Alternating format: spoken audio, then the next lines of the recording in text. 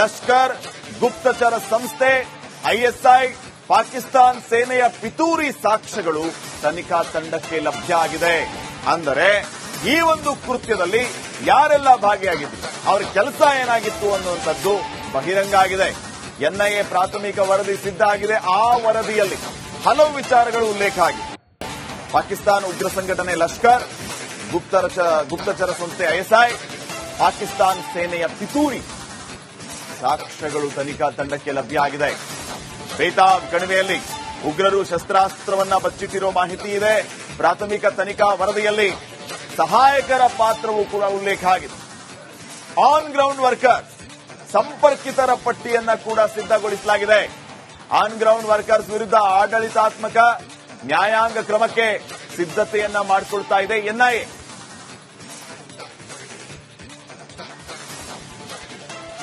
ನನ್ನ ಕೊಲೀಗ್ ರಂಜಿತ್ ಈಗ ಕಾಶ್ಮೀರದಿಂದ ನೇರ ಸಂಪರ್ಕದಲ್ಲಿ ಜಾಯ್ನ್ ಆಗಿದ್ದಾರೆ. ಈ ವಿಚಾರಗಳಿಗೆ ಸಂಬಂಧಪಟ್ಟಂತೆ ಮತ್ತಷ್ಟು ಅಪ್ಡೇಟ್ ಅನ್ನ ಕೊಡೋದಕ್ಕೆ ಎನ್ಐಎ ತನಿಖೆ ಬಹಳ ಮಹತ್ವವನ್ನು ಪಡೆದುಕೊಳ್ಳುತ್ತೆ. ರಂಜಿತ್, ಇಲ್ಲಿ ತನಿಖೆಯ ಪ್ರಾಥಮಿಕ ಹಂತದಲ್ಲಿಯೇ ಇಬ್ಬರು ಉಗ್ರರು ಪಾಕಿಸ್ತಾನದವರೇ ಅನ್ನುವಂಥದ್ದು ದೃಢವಾಗಿದೆ. ಜೊತೆಗೆ ಆನ್ ಗ್ರೌಂಡ್ ವರ್ಕರ್ಸ್ ಯಾರು, ಇವರ ಉದ್ದೇಶ ಏನಾಗಿತ್ತು, ಇವರಿಗೆ ಎಲ್ಲಿಂದ ಕಮಾಂಡ್ ಬರ್ತಾ ಇತ್ತು, ಫಂಡಿಂಗ್ ಯಾರು ಮಾಡ್ತಾ ಇದ್ರು, ಇತ್ಯಾದಿ ಇತ್ಯಾದಿ ವಿಚಾರಗಳು ಏನೆಲ್ಲ ಅಪ್ಡೇಟ್ಸ್ಗಳು ಲಭ್ಯ ಆಗ್ತಾ ಇದೆ ರಂಜಿತ್?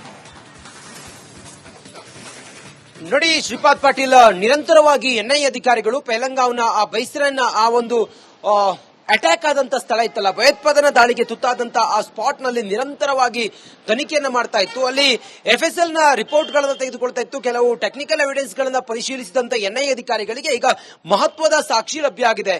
ನೋಡಿ, ನಿನ್ನೆಯೂ ಕೂಡ ಎನ್ಐಎ ಮುಖ್ಯಸ್ಥರಾಗಿರುವ ಸದಾನಂದ ದಾತೆ ಅವರು ಬಂದು ಅಲ್ಲಿ ಪರಿಶೀಲನೆಯನ್ನ ಮಾಡಿದ್ರು. ಅಲ್ಲಿ ಬಹಳ ಕ್ಲಾರಿಟಿ ಸಿಕ್ಕಿರೋದು ಏನು ಅಂತ ಹೇಳಿದ್ರೆ, ಈ ಒಂದು ದಾಳಿ ಐತಲ್ಲ, ಈ ದಾಳಿ ಪೂರ್ವ ನಿಯೋಜಿತ ಅನ್ನೋದು, ಅದ್ರ ಜೊತೆಗೆ ಇಲ್ಲಿ ಕೆಲವು ಪ್ರಮುಖ ಎಲ್ಇಟಿಯ ಉಗ್ರರು ಇದರಲ್ಲಿ ಭಾಗಿಯಾಗಿದ್ರು ಅನ್ನೋದ್ರ ಬಗ್ಗೆಯೂ ಕೂಡ ಮಾಹಿತಿ ಲಭ್ಯ ಆಗಿದೆ. ಅದರಲ್ಲಿ ಹಾಶಿಮ್ ಮೂಸಾ ಇದ್ದಾನಲ್ಲ, ಈತ ನಿವೃತ್ತ ಪಾಕಿಸ್ತಾನದ ಕಮಾಂಡೋ ಕೂಡ ಆಗಿದ್ದ. ಈತ ಶಸ್ತ್ರಾಸ್ತ್ರ ನೈಪುಣ್ಯತೆಯನ್ನ ಹೊಂದಿದ್ದ ಅನ್ನೋದ್ರ ಬಗ್ಗೆ ನಾವೇ ವರದಿಯನ್ನ ಮಾಡಿದ್ವಿ. ಆತ ಈ ಸ್ಥಳೀಯರಲ್ಲದ ಜನರನ್ನ ಕೊಲ್ಲಲು ಆತನನ್ನ ಎಲ್ಇಟಿ ಸಂಘಟನೆ ಆತನನ್ನ ನಿಯೋಜನೆ ಮಾಡಿತ್ತು ಅನ್ನೋದ್ರ ಬಗ್ಗೆಯೂ ಕೂಡ ಈ ಹೊತ್ತಿಗೆ ಮಾಹಿತಿ ಲಭ್ಯ ಆಗಿತ್ತು. ಎನ್ಐಎ ಅಧಿಕಾರಿಗಳ ತನಿಖೆಯಲ್ಲಿ ಈಗ ಒಂದೊಂದೇ ಬಯಲಾಗ್ತಾ ಇದೆ. ತಲಹಾ ಅಂತೇಳಿ ಇನ್ನೊಬ್ಬ ಕೂಡ ಇದರಲ್ಲಿ ಭಾಗಿಯಾಗಿತ್ತು ಅನ್ನೋದ್ರ ಬಗ್ಗೆ ಕೂಡ ಮಾಹಿತಿ ಈ ಸದ್ಯಕ್ಕೆ ಲಭ್ಯ ಆಗಿದೆ. ಇನ್ನು ಮುಂದುವರೆದು ಗಮನಿಸ್ತಾ ಹೋದ್ರೆ, ಈಗ ಈ ಅಟ್ಯಾಕ್ ಮಾಡಿದಂತ ಭಯೋತ್ಪಾದಕರು ಅದೇ ಪೆಹಲಂಗಾವ್ನ ಅದೇ ಬೈಸ್ರಾನ್ನ ಫಾರೆಸ್ಟ್ ನಲ್ಲಿ, ಡೀಪ್ ಫಾರೆಸ್ಟ್ ಅದು, ಆ ಡೀಪ್ ಫಾರೆಸ್ಟ್ ನಲ್ಲಿ ಅಡುಗಿ ಕುಳಿತಿದ್ದಾರೆ ಅನ್ನೋದ್ರ ಬಗ್ಗೆಯೂ ಕೂಡ ಈಗ ಸದ್ಯಕ್ಕೆ ಎನ್ಐಎ ಅಧಿಕಾರಿಗಳು ಮಾಹಿತಿಯನ್ನ ಕಲೆ ಹಾಕಿದ್ದಾರೆ. ಆ ನಿಟ್ಟಿನಲ್ಲಿ ಈಗ ತನಿಖೆ ಮುಂದುವರೆದಿದೆ. ಇವತ್ತು ಕೂಡ ಎನ್ಐಎಯ ಮುಖ್ಯಸ್ಥರಾಗಿರುವಂತಹ ಸದಾನಂದ ದಾತೆ ಅವರು ಸ್ಥಳಕ್ಕೆ ಹೋಗಿ ಅಲ್ಲಿ ಪರಿಶೀಲನೆಯನ್ನ ಮಾಡಿದ್ದಾರೆ. ಮುಂದುವರೆದು ಗಮನಿಸ್ತಾ ಹೋದ್ರೆ, ಐಎಸ್ಐ ಇವರಿಗೆ ಸಂಪೂರ್ಣವಾದಂತಹ ಎಲ್ಲಾ ಸಹಕಾರವನ್ನು ಕೊಟ್ಟಿತ್ತು, ಮತ್ತೆ ಇವರಿಗೆ ಫಂಡಿಂಗ್ ಮತ್ತೊಂದೆಲ್ಲವೂ ಕೂಡ ಪಾಕಿಸ್ತಾನವೇ ಮಾಡಿತ್ತು ಅನ್ನೋದ್ರ ಬಗ್ಗೆಯೂ ಕೂಡ ಈಗ ಸದ್ಯಕ್ಕೆ ಎನ್ಐಎ ಅಧಿಕಾರಿಗಳ ತನಿಖೆಯಲ್ಲಿ ಒಂದೊಂದೇ ವಿಚಾರ ಬಯಲಾಗಿರೋದು. ಇದು ಬಹಳ ಗಂಭೀರವಾದಂತ ವಿಚಾರ ಶ್ರೀಪಾದ್ ಪಾಟೀಲ್ ರೇ. ಸುಮಾರು 3 ಗಂಟೆಗಳಿಂದಲೂ ಕೂಡ ಸದಾನಂದ ದಾತೆ ಅವರು ಅದೇ ಸ್ಥಳದಲ್ಲಿ ಬೈಸ್ರಾಯ್ನ ಅದೇ ಸ್ಪಾಟ್ ನಲ್ಲಿ ಇದ್ದು ಈಗ ತನಿಖೆಯನ್ನು ಮಾಡ್ತಾ ಇದ್ದಾರೆ, ಪರಿಶೀಲನೆ ಮಾಡ್ತಾ ಇದ್ದಾರೆ. ಕೆಲವು ಮುಖ್ಯವಾದ ಎವಿಡೆನ್ಸ್ ಗಳು ಕೂಡ ಅವರಿಗೆ ಸಿಕ್ಕಿದೆ ಅನ್ನೋದು ಮಾಹಿತಿ ಲಭ್ಯ ಆಗಿದೆ.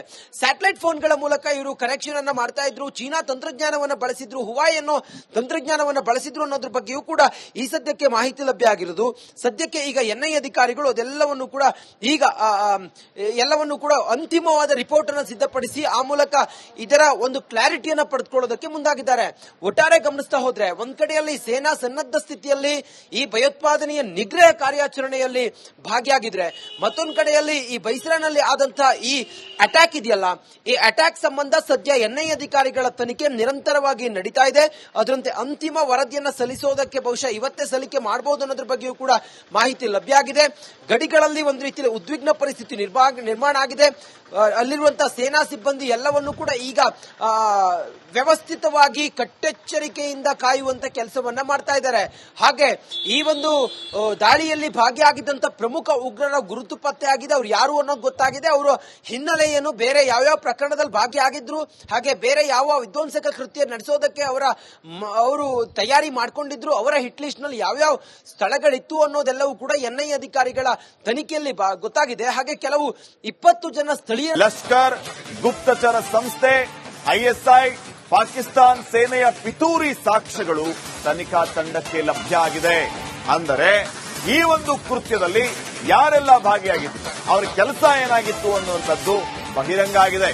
ಎನ್ಐಎ ಪ್ರಾಥಮಿಕ ವರದಿ ಸಿದ್ಧ ಆಗಿದೆ. ಆ ವರದಿಯಲ್ಲಿ ಹಲವು ವಿಚಾರಗಳು ಉಲ್ಲೇಖ ಆಗಿದೆ.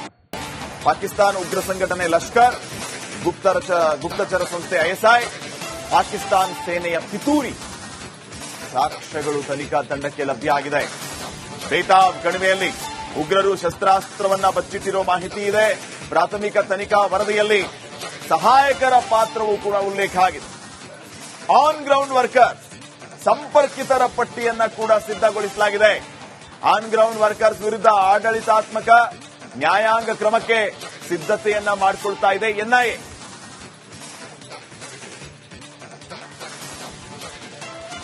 ನನ್ನ ಕೊಲೀಗ್ ರಂಜಿತ್ ಈಗ ಕಾಶ್ಮೀರದಿಂದ ನೇರ ಸಂಪರ್ಕದಲ್ಲಿ ಜಾಯ್ನ್ ಆಗಿದ್ದಾರೆ. ಈ ವಿಚಾರಗಳಿಗೆ ಸಂಬಂಧಪಟ್ಟಂತೆ ಮತ್ತಷ್ಟು ಅಪ್ಡೇಟ್ ಅನ್ನ ಕೊಡೋದಕ್ಕೆ ಎನ್ಐಎ ತನಿಖೆ ಬಹಳ ಮಹತ್ವವನ್ನು ಪಡೆದುಕೊಳ್ಳುತ್ತೆ. ರಂಜಿತ್, ಇಲ್ಲಿ ತನಿಖೆಯ ಪ್ರಾಥಮಿಕ ಹಂತದಲ್ಲಿಯೇ ಇಬ್ಬರು ಉಗ್ರರು ಪಾಕಿಸ್ತಾನದವರೇ ಅನ್ನುವಂಥದ್ದು ದೃಢವಾಗಿದೆ. ಜೊತೆಗೆ ಆನ್ ಗ್ರೌಂಡ್ ವರ್ಕರ್ಸ್ ಯಾರು, ಇವರ ಉದ್ದೇಶ ಏನಾಗಿತ್ತು, ಇವರಿಗೆ ಎಲ್ಲಿಂದ ಕಮಾಂಡ್ ಬರ್ತಾ ಇತ್ತು, ಫಂಡಿಂಗ್ ಯಾರು ಮಾಡ್ತಾ ಇದ್ರು, ಇತ್ಯಾದಿ ಇತ್ಯಾದಿ ವಿಚಾರಗಳು ಏನೆಲ್ಲ ಅಪ್ಡೇಟ್ಸ್ಗಳು ಲಭ್ಯ ಆಗ್ತಾ ಇದೆ ರಂಜಿತ್? ನೋಡಿ ಶ್ರೀಪಾದ್ ಪಾಟೀಲ್, ನಿರಂತರವಾಗಿ ಎನ್ಐಎ ಅಧಿಕಾರಿಗಳು ಪೆಹಲಂಗಾವ್ನ ಆ ಬೈಸರನ್ನ ಆ ಒಂದು ಅಟ್ಯಾಕ್ ಆದಂತ ಸ್ಥಳ ಇತ್ತಲ್ಲ, ಭಯೋತ್ಪಾದನಾ ದಾಳಿಗೆ ತುತ್ತಾದಂತ ಆ ಸ್ಪಾಟ್ ನಲ್ಲಿ ನಿರಂತರವಾಗಿ ತನಿಖೆಯನ್ನ ಮಾಡ್ತಾ ಇತ್ತು. ಅಲ್ಲಿ ಎಫ್ಎಸ್ಎಲ್ ನ ರಿಪೋರ್ಟ್ ಗಳನ್ನ ತೆಗೆದುಕೊಳ್ತಾ ಇತ್ತು. ಕೆಲವು ಟೆಕ್ನಿಕಲ್ ಎವಿಡೆನ್ಸ್ ಗಳನ್ನ ಪರಿಶೀಲಿಸಿದಂತ ಎನ್ಐಎ ಅಧಿಕಾರಿಗಳಿಗೆ ಈಗ ಮಹತ್ವದ ಸಾಕ್ಷಿ ಲಭ್ಯ ಆಗಿದೆ. ನೋಡಿ, ನಿನ್ನೆಯೂ ಕೂಡ ಏನು ಎನ್ಐಎ ಮುಖ್ಯಸ್ಥರಾಗಿರುವ ಸದಾನಂದ ದಾತೆ ಅವರು ಬಂದು ಅಲ್ಲಿ ಪರಿಶೀಲನೆಯನ್ನ ಮಾಡಿದ್ರು. ಅಲ್ಲಿ ಬಹಳ ಕ್ಲಾರಿಟಿ ಸಿಕ್ಕಿರೋದು ಏನು ಅಂತ ಹೇಳಿದ್ರೆ, ಈ ಒಂದು ದಾಳಿ ಐತಲ್ಲ, ಈ ದಾಳಿ ಪೂರ್ವ ನಿಯೋಜಿತ ಅನ್ನೋದು, ಅದ್ರ ಜೊತೆಗೆ ಇಲ್ಲಿ ಕೆಲವು ಪ್ರಮುಖ ಎಲ್ಇಟಿಯ ಉಗ್ರರು ಇದರಲ್ಲಿ ಭಾಗಿಯಾಗಿದ್ರು ಅನ್ನೋದ್ರ ಬಗ್ಗೆಯೂ ಕೂಡ ಮಾಹಿತಿ ಲಭ್ಯ ಆಗಿದೆ. ಅದರಲ್ಲಿ ಹಾಶಿಂ ಮೂಸಾ, ಈ ಹಾಶಿಂ ಮೂಸಾ ಇದಾನಲ್ಲ, ಈತ ನಿವೃತ್ತ ಪಾಕಿಸ್ತಾನದ ಕಮಾಂಡೋ ಕೂಡ ಆಗಿದ್ದ. ಈತ ಶಸ್ತ್ರಾಸ್ತ್ರ ನೈಪುಣ್ಯತೆಯನ್ನ ಹೊಂದಿದ್ದ ಅನ್ನೋದ್ರ ಬಗ್ಗೆ ನಾವೇ ವರದಿಯನ್ನ ಮಾಡಿದ್ವಿ. ಆತ ಈ ಸ್ಥಳೀಯರಲ್ಲದ ಜನರನ್ನ ಕೊಲ್ಲಲು ಆತನನ್ನ ಎಲ್ಇಟಿ ಸಂಘಟನೆ ಆತನನ್ನ ನಿಯೋಜನೆ ಮಾಡಿತ್ತು ಅನ್ನೋದ್ರ ಬಗ್ಗೆಯೂ ಕೂಡ ಈ ಹೊತ್ತಿಗೆ ಮಾಹಿತಿ ಲಭ್ಯ ಆಗಿತ್ತು. ಎನ್ಐಎ ಅಧಿಕಾರಿಗಳ ತನಿಖೆಯಲ್ಲಿ ಈಗ ಒಂದೊಂದೇ ಬಯಲಾಗ್ತಾ ಇದೆ. ತಲಹಾ ಅಂತೇಳಿ ಇನ್ನೊಬ್ಬ ಕೂಡ ಇದರಲ್ಲಿ ಭಾಗಿಯಾಗಿದ್ದು ಅನ್ನೋದ್ರ ಬಗ್ಗೆ ಕೂಡ ಮಾಹಿತಿ ಈ ಸದ್ಯಕ್ಕೆ ಲಭ್ಯ ಆಗಿದೆ. ಇನ್ನು ಮುಂದುವರೆದು ಗಮನಿಸ್ತಾ ಹೋದ್ರೆ, ಈಗ ಈ ಅಟ್ಯಾಕ್ ಮಾಡಿದಂತ ಭಯೋತ್ಪಾದಕರು ಅದೇ ಪೆಹಲಂಗಾವ್ನ ಅದೇ ಬೈಸ್ರಾನ್ನ ಫಾರೆಸ್ಟ್ ನಲ್ಲಿ, ಡೀಪ್ ಫಾರೆಸ್ಟ್ ಅದು, ಆ ಡೀಪ್ ಫಾರೆಸ್ಟ್ ನಲ್ಲಿ ಅಡುಗಿ ಕುಳಿತಿದ್ದಾರೆ ಅನ್ನೋದ್ರ ಬಗ್ಗೆಯೂ ಕೂಡ ಈಗ ಸದ್ಯಕ್ಕೆ ಎನ್ಐಎ ಅಧಿಕಾರಿಗಳು ಮಾಹಿತಿಯನ್ನ ಕಲೆ ಹಾಕಿದ್ದಾರೆ. ಆ ನಿಟ್ಟಿನಲ್ಲಿ ಈಗ ತನಿಖೆ ಮುಂದುವರೆದಿದೆ. ಇವತ್ತು ಕೂಡ ಎನ್ಐಎಯ ಮುಖ್ಯಸ್ಥರಾಗಿರುವಂತಹ ಸದಾನಂದ ದಾತೆ ಅವರು ಸ್ಥಳಕ್ಕೆ ಹೋಗಿ ಅಲ್ಲಿ ಪರಿಶೀಲನೆಯನ್ನ ಮಾಡಿದ್ದಾರೆ. ಮುಂದುವರೆದು ಗಮನಿಸ್ತಾ ಹೋದ್ರೆ, ಐಎಸ್ಐ ಇವರಿಗೆ ಸಂಪೂರ್ಣವಾದಂತಹ ಎಲ್ಲಾ ಸಹಕಾರವನ್ನು ಕೊಟ್ಟಿತ್ತು, ಮತ್ತೆ ಇವರಿಗೆ ಫಂಡಿಂಗ್ ಮತ್ತೊಂದು ಎಲ್ಲವೂ ಕೂಡ ಪಾಕಿಸ್ತಾನವೇ ಮಾಡಿತ್ತು ಅನ್ನೋದ್ರ ಬಗ್ಗೆಯೂ ಕೂಡ ಈಗ ಸದ್ಯಕ್ಕೆ ಎನ್ಐಎ ಅಧಿಕಾರಿಗಳ ತನಿಖೆಯಲ್ಲಿ ಒಂದೊಂದೇ ವಿಚಾರ ಬಯಲಾಗಿರೋದು. ಇದು ಬಹಳ ಗಂಭೀರವಾದಂತ ವಿಚಾರ ಶ್ರೀಪಾದ್ ಪಾಟೀಲ್ ರೇ. ಸುಮಾರು 3 ಗಂಟೆಗಳಿಂದಲೂ ಕೂಡ ಸದಾನಂದ ದಾತೆ ಅವರು ಅದೇ ಸ್ಥಳದಲ್ಲಿ ಬೈಸರಾಯ್ನ ಅದೇ ಸ್ಪಾಟ್ ನಲ್ಲಿ ಇದ್ದು ಈಗ ತನಿಖೆಯನ್ನು ಮಾಡ್ತಾ ಇದ್ದಾರೆ, ಪರಿಶೀಲನೆ ಮಾಡ್ತಾ ಇದ್ದಾರೆ. ಕೆಲವು ಮುಖ್ಯವಾದ ಎವಿಡೆನ್ಸ್ ಗಳು ಕೂಡ ಅವರಿಗೆ ಸಿಕ್ಕಿದೆ ಅನ್ನೋದು ಮಾಹಿತಿ ಲಭ್ಯ ಆಗಿದೆ. ಸ್ಯಾಟಲೈಟ್ ಫೋನ್ಗಳ ಮೂಲಕ ಇವರು ಕನೆಕ್ಷನ್ ಅನ್ನ ಮಾಡ್ತಾ ಇದ್ರು, ಚೀನಾ ತಂತ್ರಜ್ಞಾನವನ್ನು ಬಳಸಿದ್ರು, ಹುವಾಯಿ ಅನ್ನೋ ತಂತ್ರಜ್ಞಾನವನ್ನು ಬಳಸಿದ್ರು ಅನ್ನೋದ್ರ ಬಗ್ಗೆಯೂ ಕೂಡ ಈ ಸದ್ಯಕ್ಕೆ ಮಾಹಿತಿ ಲಭ್ಯ ಆಗಿರೋದು.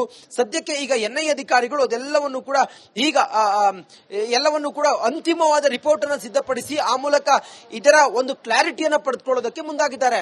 ಒಟ್ಟಾರೆ ಗಮನಿಸ್ತಾ ಹೋದ್ರೆ, ಒಂದ್ ಕಡೆಯಲ್ಲಿ ಸೇನಾ ಸನ್ನದ್ಧ ಸ್ಥಿತಿಯಲ್ಲಿ ಈ ಭಯೋತ್ಪಾದನೆಯ ನಿಗ್ರಹ ಕಾರ್ಯಾಚರಣೆಯಲ್ಲಿ ಭಾಗಿಯಾಗಿದ್ರೆ, ಮತ್ತೊಂದು ಕಡೆಯಲ್ಲಿ ಈ ಬೈಸರಾನಲ್ಲಿ ಆದಂತಹ ಈ ಅಟ್ಯಾಕ್ ಇದೆಯಲ್ಲ, ಈ ಅಟ್ಯಾಕ್ ಸಂಬಂಧ ಸದ್ಯ ಎನ್ಐಎ ಅಧಿಕಾರಿಗಳ ತನಿಖೆ ನಿರಂತರವಾಗಿ ನಡೀತಾ ಇದೆ. ಅದರಂತೆ ಅಂತಿಮ ವರದಿಯನ್ನು ಸಲ್ಲಿಸೋದಕ್ಕೆ ಬಹುಶಃ ಇವತ್ತೇ ಸಲ್ಲಿಕೆ ಮಾಡಬಹುದು ಅನ್ನೋದ್ರ ಬಗ್ಗೆಯೂ ಕೂಡ ಮಾಹಿತಿ ಲಭ್ಯ ಆಗಿದೆ. ಗಡಿಗಳಲ್ಲಿ ಒಂದು ರೀತಿಯಲ್ಲಿ ಉದ್ವಿಗ್ನ ಪರಿಸ್ಥಿತಿ ನಿರ್ಮಾಣ ಆಗಿದೆ. ಅಲ್ಲಿರುವಂತಹ ಸೇನಾ ಸಿಬ್ಬಂದಿ ಎಲ್ಲವನ್ನೂ ಕೂಡ ಈಗ ವ್ಯವಸ್ಥಿತವಾಗಿ ಕಟ್ಟೆಚ್ಚರಿಕೆಯಿಂದ ಕಾಯುವಂತ ಕೆಲಸವನ್ನ ಮಾಡ್ತಾ ಇದ್ದಾರೆ. ಹಾಗೆ ಈ ಒಂದು ದಾಳಿಯಲ್ಲಿ ಭಾಗಿಯಾಗಿದ್ದಂತ ಪ್ರಮುಖ ಉಗ್ರರ ಗುರುತು ಪತ್ತೆ ಆಗಿದೆ. ಅವ್ರು ಯಾರು ಅನ್ನೋದು ಗೊತ್ತಾಗಿದೆ. ಅವರ ಹಿನ್ನೆಲೆ ಏನು, ಬೇರೆ ಯಾವ್ಯಾವ ಪ್ರಕರಣದಲ್ಲಿ ಭಾಗಿಯಾಗಿದ್ರು, ಹಾಗೆ ಬೇರೆ ಯಾವ ವಿಧ್ವಂಸಕ ಕೃತ್ಯ ನಡೆಸೋದಕ್ಕೆ ಅವರು ತಯಾರಿ ಮಾಡ್ಕೊಂಡಿದ್ರು, ಅವರ ಹಿಟ್ ಲಿಸ್ಟ್ ನಲ್ಲಿ ಯಾವ್ಯಾವ ಸ್ಥಳಗಳಿತ್ತು ಅನ್ನೋದೆಲ್ಲವೂ ಕೂಡ ಎನ್ಐಎ ಅಧಿಕಾರಿಗಳ ತನಿಖೆಯಲ್ಲಿ ಗೊತ್ತಾಗಿದೆ. ಹಾಗೆ ಕೆಲವು 20 ಜನ ಸ್ಥಳೀಯ